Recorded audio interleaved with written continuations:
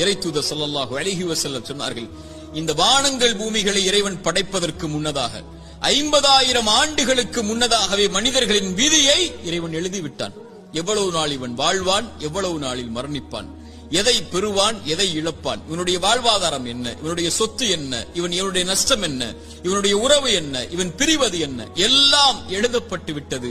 வானங்கள் பூமி படைப்பதற்கு 50,000 ஆண்டுகளுக்கு முன்னதாகவே தாயுடைய கருவறையில் அவன் இருக்கும் போதே மீண்டும் அதை உறுதிப்படுத்தினான்.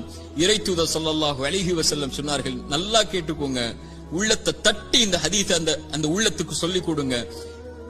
எந்த ஒரு உயிரும் இந்த உலகத்தில் இருந்து மரணிக்காது அதனுடைய வாழ்வாதாரத்தை முழுமையாக்காமல்.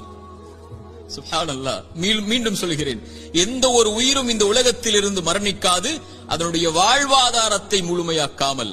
இவன் எதை பெறுவான், எதை இழப்பான், இவனுடைய சொத்து என்ன, இவனுடைய செல்வம் என்ன. ஒரு மனிதன் தன்னுடைய கடைசி சொட்டு தண்ணீரை அருந்தும் வரை, ஒரு மனிதன் தன்னுடைய சுவாச காற்றின் கடைசி மூச்சை இறைவன் எழுதியதின்படி சுவாசிக்கும் வரை மரணம் வராது. ஏன் பயப்படுகிறாய் எதிர்காலத்தை பற்றி? இது எழுதப்பட்டு விட்டது உன்னுடைய வாழ்வாதாரம். எதை பெறுவாய் என்று, எதை இழப்பாய் என்று. நீ செய்ய வேண்டியதெல்லாம் அதை நோக்கி நகர வேண்டியது மட்டும்தான்.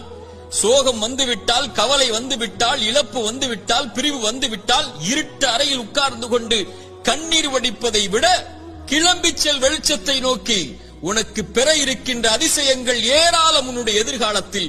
அதை நோக்கி செல்.